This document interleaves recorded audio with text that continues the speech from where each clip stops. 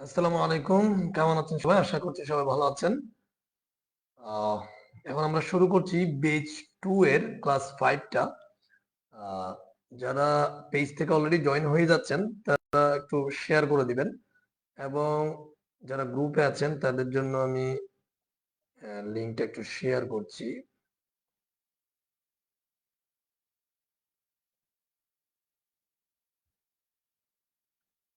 বেচ 2 class 5। আচ্ছা। আমি link দিয়ে দিয়েছি। আপনারা একটু দ্রুত জয়েন করে নেন এবং যারা জয়েন করতেছেন তারা একটু শেয়ার করে দেন আর বলবেন যে একটু কমেন্টে জানাবেন আমাকে যে আপনারা কমেন্টে একটু জানাবেন আমার কথাগুলো শোনা যাচ্ছে কিনা, কথা শুনতে পাচ্ছেন কিনা একটু জানাবেন।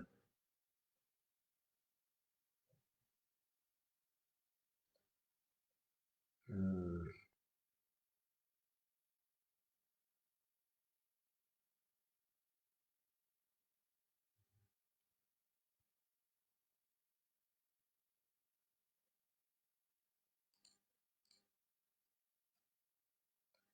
কথা ঠিকভাবে আপনারা শুনতে পাচ্ছেন কিনা এবং স্ক্রিন আপনারা দেখতে পাচ্ছেন কিনা, কোন ধরনের সমস্যা আছে কিনা একটু জানাবেন।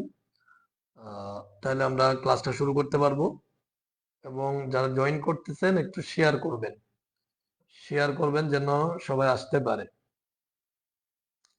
আরেকটা বিষয় হচ্ছে আপনারা যারা ফেসবুক থেকে দেখছেন আমার ক্লাসগুলো, আপনারা একটু আপনাদের ওয়ালে শেয়ার করতে পারেন। কারণটা হচ্ছে আমি আসলে আপনাদেরকে যেই যতটুকু মানে আপনাদেরকে একটা সেক্টরে আনার জন্য যে কষ্টটা করতেছি, তো আমি চাচ্ছি আপনারা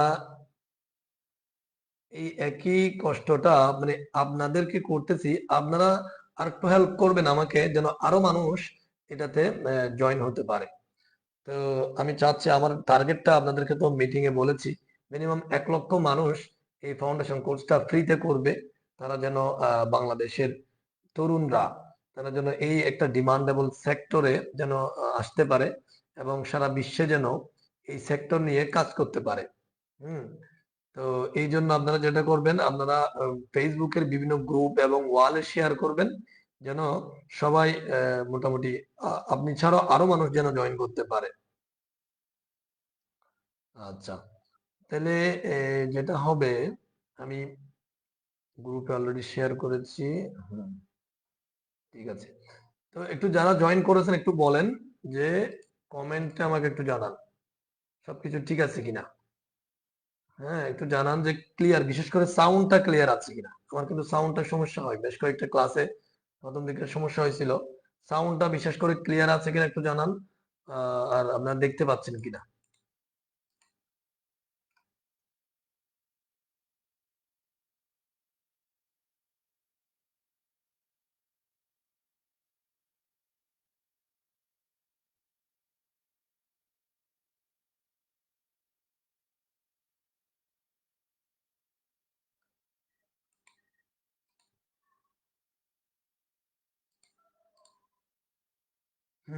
আমি তো বুঝতে পারতেছি না আপনারা জয়েন করতেছেন, বাট বুঝতে পারতেছি না যে আপনারা শুনতে পাচ্ছেন কিনা।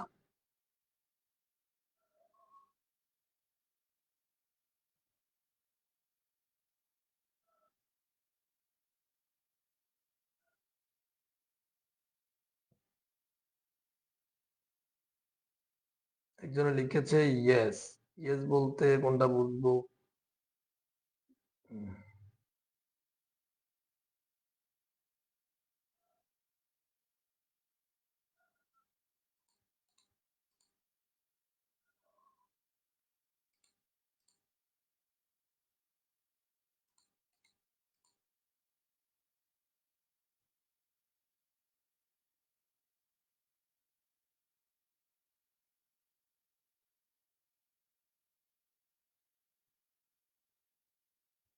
লিঙ্কটা যদি আমি আরেকবার একটু পোস্ট করি তাহলে সবাই দেখতে পাবে।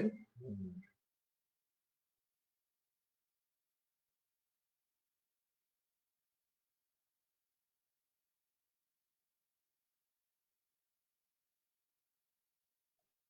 আচ্ছা, যারা জয়েন করেছেন আমি দেখতেছি অলরেডি, যারা জয়েন করছেন একটু বলেন যে ক্লিয়ার আছে কিনা, কথা শুনতে পাচ্ছেন কিনা, আমি ক্লাস শুরু করবো কিনা। অনেক সময় দেখা যায় কথা ক্লিয়ার নাই, বাট আমি ক্লাস শুরু করে দিয়েছি, ক্লাস চলতেই আছে 10-15 মিনিট, অনেকগুলো কথা আমরা বলে ফেলছি, ক্লাসের অর্ধেক হয়ে গেছে কিন্তু একটা কথাও যায় নাই, তখন কিন্তু ক্লাসটা সমস্যা হবে। তো এই জন্য একটু কনফার্ম করবেন আমাকে কথা শুনতে পাচ্ছেন কিনা। হুম। আচ্ছা, মুশফিকা জান্নাত লিখেছে ইয়েস। ইয়েস বলতে আমরা কোনটা বুঝবো? ইয়েস বলতে আমি মনে হয় আমার কথা শোনা যাচ্ছে, একটু ভেঙে লিখবেন, ঠিক আছে, কথা শোনা যাচ্ছে এই ধরনের শব্দ লিখবেন, তাহলে সহজে বুঝতে পারবো। যাই হোক, মোটামুটি বুঝতে পারছি যে আপনারা শুনতে পাচ্ছেন। আমি তাহলে চলে যাই, আমাদের যে বেস 2 নামের যে ফোল্ডার আমরা করেছি, এখানে আমরা দেখতে পাচ্ছি যে আমরা 4টা ক্লাস অলরেডি করে ফেলেছি। আমি একটু দেখি গত ক্লাসে আমরা কোথায় ছিলাম। 4 নাম্বার ক্লাসে আমরা যেটা করেছি, সিলেক্ট নামের অপশনটা করেছি, মার্কিটেক্ট করেছি। মার্কিটেক্টের বেশ কিছু attribute, direction, behaviour, scroll amount, এই অ্যাট্রিবিউট গুলো আমরা কভার করেছি। এরপরে অ্যাঙ্কর ট্যাগটা আমরা দেখেছি একটু করে। আচ্ছা, তাহলে আমরা আহ, এই ট্যাগগুলো নিয়ে অলরেডি আমরা কাজ করেছি। তাহলে আশা করি এগুলো প্র্যাকটিস করে আসবেন। যারা এই ক্লাসে নতুন তাদেরকে বলবো অবশ্যই আগের ক্লাসগুলো প্র্যাকটিস করে আসবেন। আর আপনি যে কোনো একটা বেস ধরে আগাবেন, তাহলে শিখতে পারবেন। আজকে আমরা প্রথমে একটা ক্লাস 5 এর জন্য একটা ফাইল রেডি করব। ক্লাস 5, এরপর লিখব .html। আচ্ছা, তাহলে আমরা এটাকে প্রথমে ব্রাউজারে ওপেন করি। আমরা দেখতে পাচ্ছি এটা এমটি একটা ফাইল। এরপর এটাকে কি করব, এডিটরে ওপেন করব। ওপেন করার পরে আমি অন্য একটা ফোল্ডার থেকে, ফাইল থেকে আমরা স্ট্রাকচারটা আমি কপি করব। আমি কিন্তু বারবার বলি আপনারা কপি করতে যাবেন না। আমি আগামী ক্লাসে আপনাদেরকে জেন কোডিং নিয়ে আলোচনা করব, সহজে যেন কিভাবে লিখতে পারেন। তবে কিছুদিন আপনি জেন কোডিং ইউজ না করলেই ভালো, কারণ হচ্ছে আপনার হাতটা একটু ক্লিয়ার হবে আর কি। তাহলে এটা অনেক যখন কোড লিখবেন, হ্যাঁ, বিশেষ করে সিএসএস থেকে শুরু করে, তখন আপনাকে এগুলো মানে জেন কোডিং ইউজ করে আপনারা সহজে লিখতে পারবেন। কিন্তু প্রথম দিকে যদি সহজে লিখতে চান, তাহলে আপনি কোডের কোন জায়গায় কি আছে না আছে এত কিছু আপনার বোধগম্য হবে না। হ্যাঁ, অনেক সময় ব্রেনে বসবে না ভালো করে। এই জন্য একটু হাতে লেখার চেষ্টা করবেন। ক্লাস 5-এ আছি, আমাদের এটা হচ্ছে মূল স্ট্রাকচার, ঠিক আছে। তাহলে আমরা যেটা করব, আজকে বেশ কিছু ট্যাগ শিখবো আমরা। খুবই important tag, form tag. Form আমরা দেখতে পাই, ধরেন আমি যদি আপনাদেরকে একটা ফর্ম দেখাই, ধরেন ভর্তুকি.com। আচ্ছা, ধরেন এটা একটা ই কমার্স সাইট।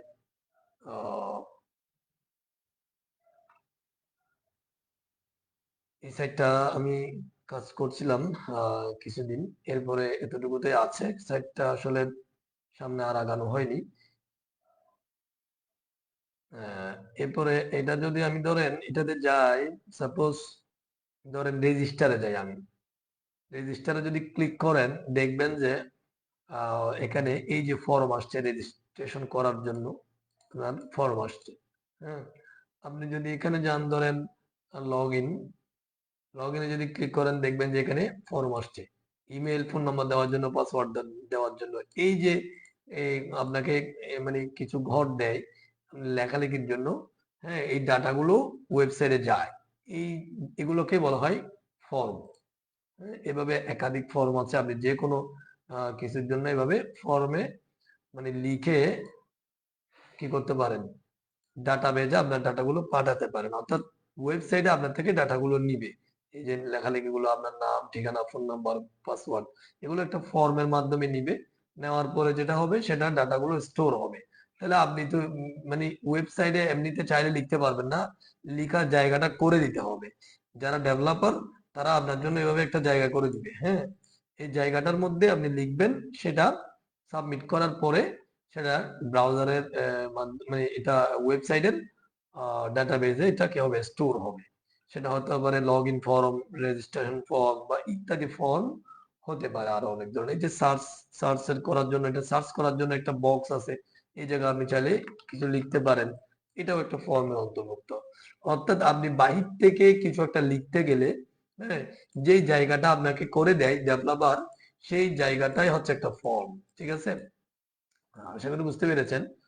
আমরা এখন এই ফর্মটা কিভাবে রেডি করতে হয় সেই জায়গাগুলো, সেই ট্যাগ গুলো দেখবো। এখন ধরেন প্রথমে যদি ফর্ম ট্যাগ নিয়ে কাজ করতে হয়, আপনাকে ফর্ম নামের একটা ট্যাগ আছে, সেই ট্যাগটা আগে আপনাকে লিখতে হবে। ফর্ম নামের একটা ট্যাগ আছে, ধরেন এই ট্যাগটা হচ্ছে FORM, ফর্ম। ফর্ম ট্যাগটা যেহেতু একটা কন্টেইনার ট্যাগ, তাহলে যেটা করবেন ফর্মের ক্লোজিং ট্যাগটা দিবেন। দেওয়ার পরে এটা এভাবে কি করবেন, একটু নিচে নামাবেন। অর্থাৎ ফর্মের যতগুলো লাইন আছে সবগুলো এই ফর্ম ট্যাগের মাঝখানে হবে। তাহলে ফর্মের একটা অ্যাট্রিবিউট আছে, ম্যান্ডেটরি একটা অ্যাট্রিবিউট, এটা হচ্ছে অ্যাকশন। ঠিক আছে, এটা অ্যাট্রিবিউট, এটা আপাতত খালি থাকবে, আমাদের দরকার নাই আপাতত। আরো কয়েকটা অ্যাট্রিবিউট আছে এখানে, আপাতত আমাদের অ্যাট্রিবিউট গুলো তেমন দরকার নাই। তবে এটা জেনে রাখেন, যে কোনো ফর্ম করতে গেলে আপনাকে অবশ্যই একটা ফর্ম ট্যাগ নিতে হবে প্রথমে। তো এর ভিতরে আহ, এর ভিতরে যেটা করবেন, আপনারা ফর্মের বিভিন্ন ট্যাগ গুলো নিবেন। ধরেন আমি এর ভিতরে ধরেন একটা ট্যাগ নিলাম, লেভেল। লেভেল লেভেল নামের একটা ট্যাগ আছে, এই ট্যাগকে আমরা একটু অ্যাঙ্গেল ব্র্যাকেট দিয়ে করি।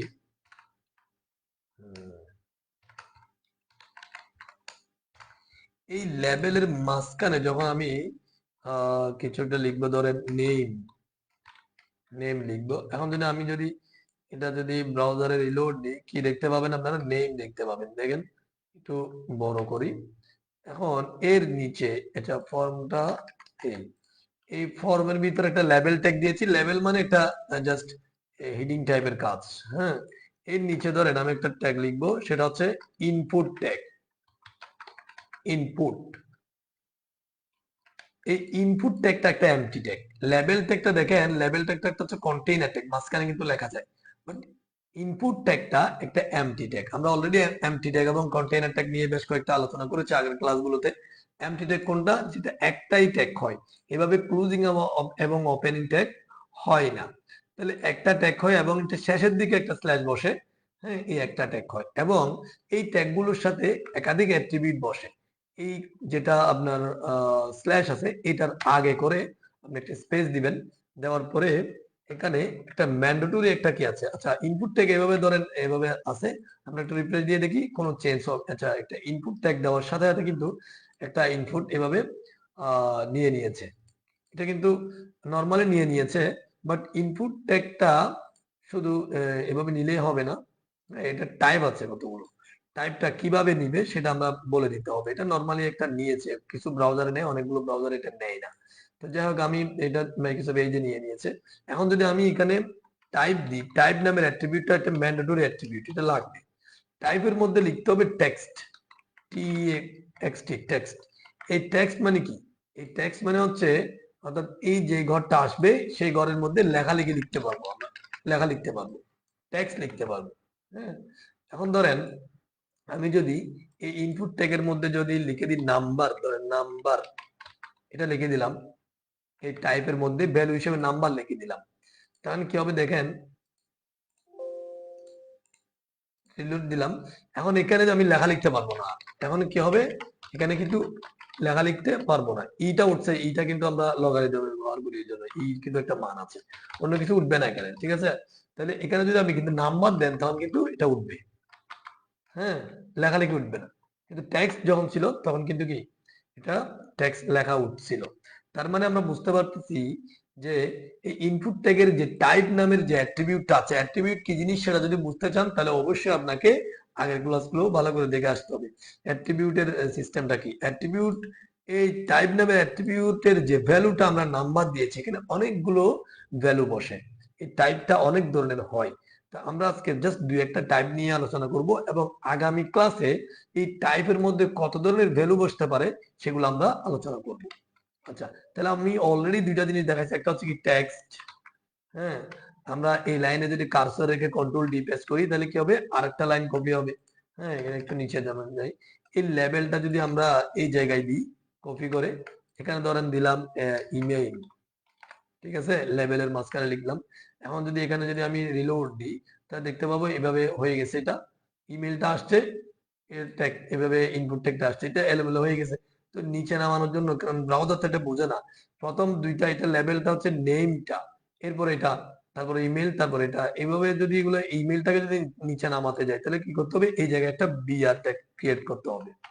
বিআর ট্যাগটা এমটি ট্যাগ আমরা জানি, বিআর ট্যাগ, হ্যাঁ এটা এটা ইউজ করতে হবে আপাতত। তাহলে এখন কি হবে দেখেন, আমি যদি এখন এখানে যদি রিলোড দিই, এখন দেখবেন এটা নিচে নেমে গেছে, এখন এটা লাগানো হয়ে গেছে। আপনি যদি এটাকে করতে যান, মানে একটু ফাঁক করতে যান এক লাইন, তাহলে কি করবেন, দুইটা বিআর দিবেন, দুইটা বিআর দিবেন, ঠিক আছে।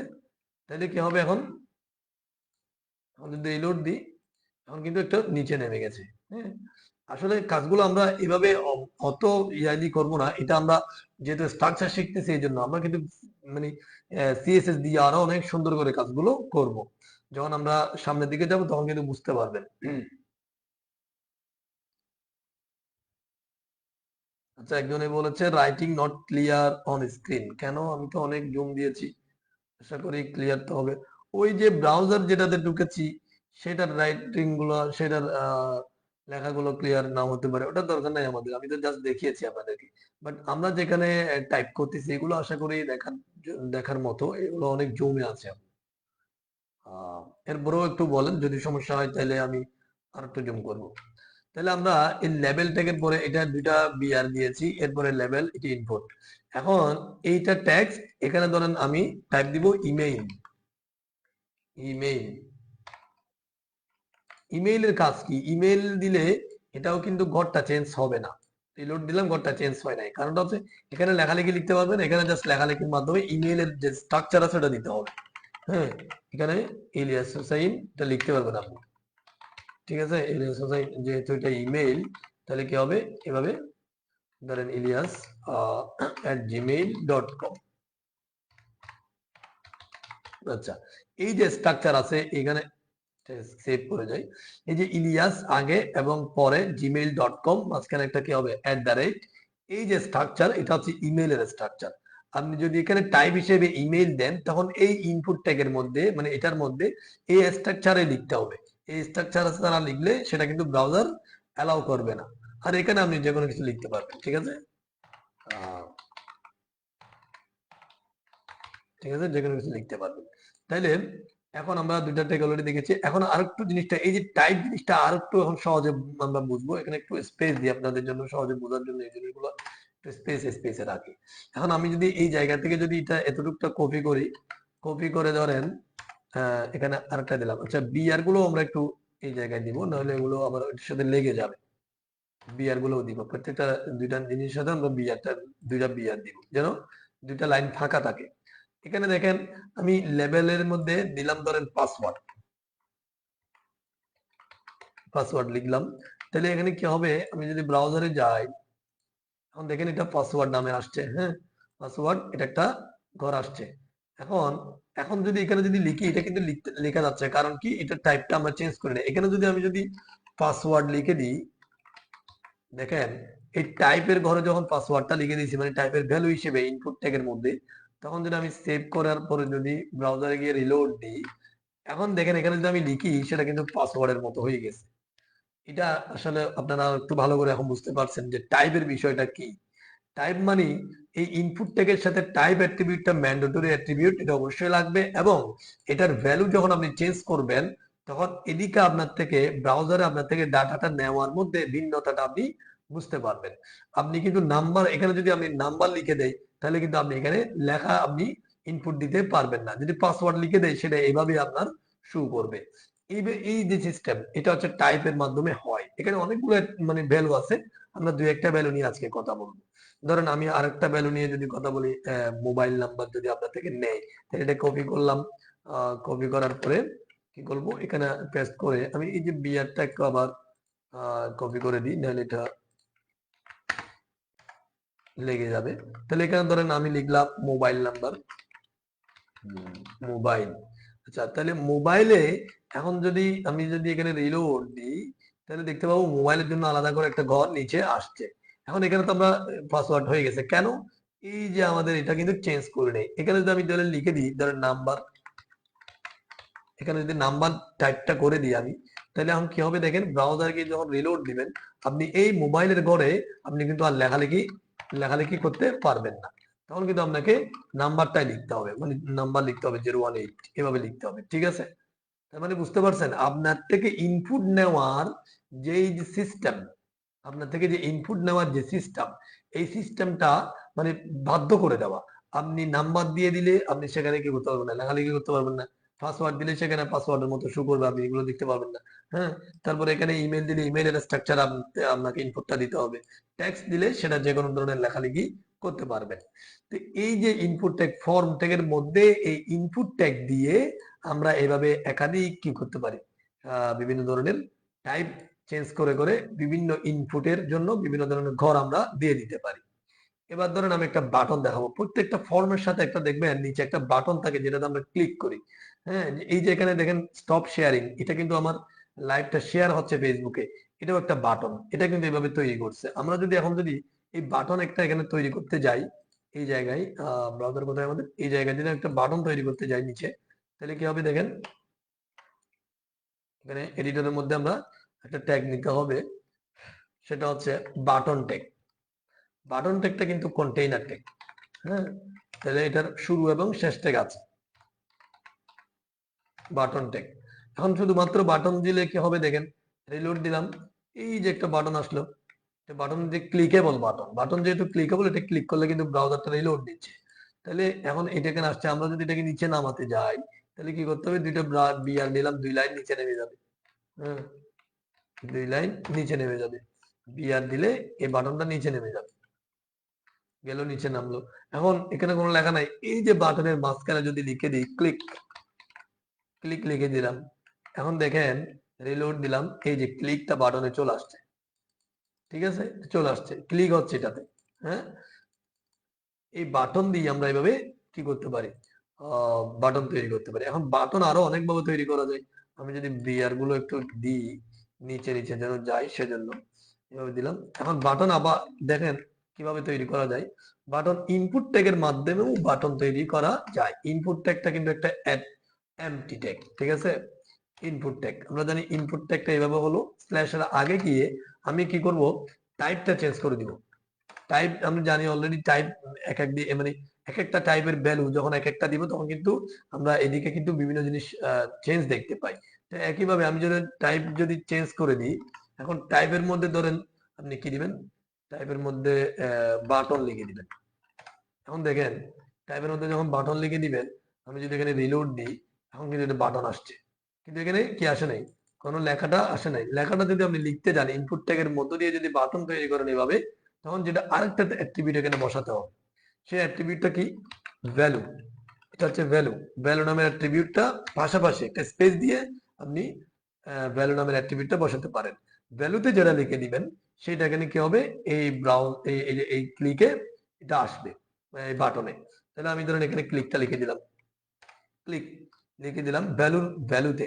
তাহলে এখন আমি যদি রিলোড দিই, এখন দেখতে পাবেন এখানে ক্লিকটা অলরেডি এসে গেছে। তার মানে আমরা যখন বাটন ট্যাগের মধ্য দিয়ে যখন বাটন তৈরি করব, তখন বাটন ট্যাগটা তো একটা কন্টেইনার ট্যাগ মাঝখানে লেখা ধারণ করেই লেখাটা যেটা লিখে দিই সেটা শো করে। বাট ইনপুট ট্যাগ দিয়ে যদি আমরা যখন কোনো বাটন তৈরি করব, তখন টাইপের মধ্যে ভ্যালু হিসেবে বাটন থাকবে, বাট কোনো মানে বাটনের যেই লেখাটা সেটা দেওয়ার জন্য ভ্যালু নামের একটা আবার কি করতে হবে, অ্যাক্টিভিটিস করতে হবে, সেটার ভ্যালু হিসেবে যেটা লিখে দিব সেটা বাটনের মধ্যে শো করবে, ঠিক আছে?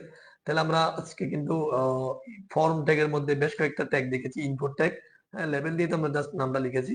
এরপরে বাটন ট্যাগ দেখেছি, বাটন কিভাবে তৈরি করা যায়, একটা হচ্ছে বাটন দিয়ে। এখানে যদি আপনি সাবমিট তৈরি মানে বাটন না দিয়ে যদি ধরেন আমি এই জিনিসটা কেটে দিলাম, এখন এখানে বাটন না দিয়ে যদি আপনি সাবমিট দেন, আচ্ছা প্রথমে আমি এটা যেটা করব, এটা জাস্ট কেটে দিব, তাহলে আপনারা সহজে বুঝতে পারবেন। এখন ধরেন রিলোড দিলাম, একটা বাটন আছে যেটা বাটন ট্যাগ দিয়ে আমরা তৈরি করেছি। এখন আমি ইনপুট ট্যাগটা আরেকটা নিব, ধরেন ইনপুট ট্যাগটা আবার নিয়ে আমি যেটা করব, এখানে দিলাম, দেওয়ার পরে এই টাইপের মধ্যে আমি বাটন দিয়ে বাটন তৈরি করেছি, এটা যদি আপনি সাবমিট দেন, সাবমিট, এই সাবমিট শব্দটাও যদি লিখেন টাইপের মধ্যে, তাও কিন্তু বাটন তৈরি হবে। দেখেন এখন কথা হচ্ছে, যখন আমরা এই টাইপের মধ্যে বাটন লিখেছি তখন কিন্তু এটাতে নাম আসে নাই, কিছু আসে নাই। বাট এটাতে টাইপের মধ্যে যখন সাবমিট দিয়েছি তখন বাটনও আসছে, আবার সাথে সাবমিটটাও আসছে। এটা ওটু একটা নিয়েছে, এটা কিন্তু এই সাবমিট থেকে নেয় নাই, এটা ওটু নিয়েছে একটা সাবমিট এভাবে নিয়ে নেয়। এখন যদি সাবমিটটাকে চেঞ্জ করতে যাই তাহলে ওই যে ভ্যালু, বাটন যেভাবে দিলে ভ্যালু দিয়ে আমরা একটা নাম দিয়েছি, এই ভ্যালু দিয়েও আবার আমরা চেঞ্জ করতে পারবো। এখানে যদি আমি ক্লিক লিখে দিই, ক্লিক লিখে দিই, এখন দ্বিতীয় বাটনটাতে দেখবেন এলুড দিলে ক্লিক হয়ে যাবে।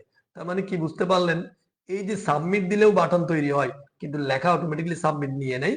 যদি এটা চেঞ্জ করতে হয় তাহলে ভ্যালু নামের অ্যাট্রিবিউট ইউজ করতে হবে।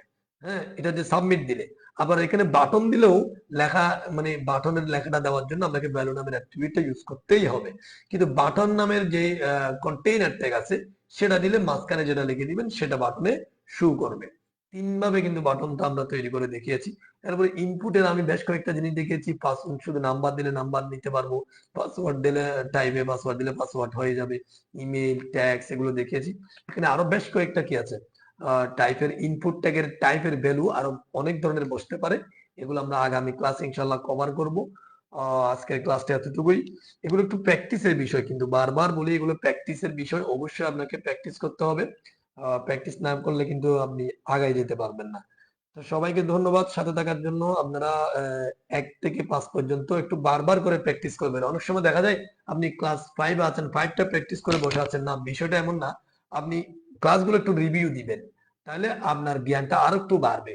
একই কথাগুলো বারবার শুনবেন, তখন তখন দেখবেন যে এগুলো মস্তিষ্কে বসে যাবে। হ্যাঁ, এই যে ট্যাগগুলো আপনার মুখস্থ করতে হবে না। আপনি এমনিতে কিন্তু এগুলো যদি মানে যেভাবে পড়া করে, যেভাবে পড়ে, হ্যাঁ, সেভাবে পড়লে কিন্তু এগুলো মুখস্থ হবে না। এগুলো কিন্তু ওভাবে পড়ে মুখস্থ করার জিনিস না। এগুলো কাজ করে করে মুখস্থ করার জিনিস। সেজন্য একটু ক্লাসগুলো বারবার দেখবেন এবং বারবার প্র্যাকটিস করার চেষ্টা করবেন। তাহলে এগুলো মস্তিষ্কে বসে যাবে। মুখস্থ করার কিছু নেই। সাথে থাকবেন, ইনশাআল্লাহ শিখতে পারবেন আশা করি। 8-10টা ক্লাস চলে যাওয়ার পরে খুব ভালো লাগবে, মজা লাগবে। আমরা ডিজাইন পার্টে চলে যাব তখন। তখন কিন্তু আপনার এই যে ওয়েব পেজে যে আমরা যে এগুলো তৈরি করতেছি, ছোট ছোট লেখালেখি করতেছি, হ্যাঁ, কিভাবে কোনটা শো করাতে হয় ট্যাগ গুলো দিয়ে, তখন যখন এগুলোকে কালারফুল করব, ডিজাইন করব, তখন কিন্তু অনেক সুন্দর লাগবে, অনেক মজা লাগবে। নিজের নামে তখন একটা ওয়েবসাইট আপনি তৈরি করে সুন্দর করে তৈরি করতে পারবেন, আপনার ভালো লাগবে আর কি। তো এই পর্যন্ত সাথে থাকবেন, সুস্থ থাকবেন, প্র্যাকটিস করবেন। হ্যাঁ, ইনশাল্লাহ সবার জন্য দোয়া করবেন, আমার জন্য একটু দোয়া করবেন। আগামী ক্লাসে, আগামীকাল যদি ফ্রি থাকি ইনশাল্লাহ ক্লাস হবে, তখন দেখা হবে। ধন্যবাদ সবাইকে।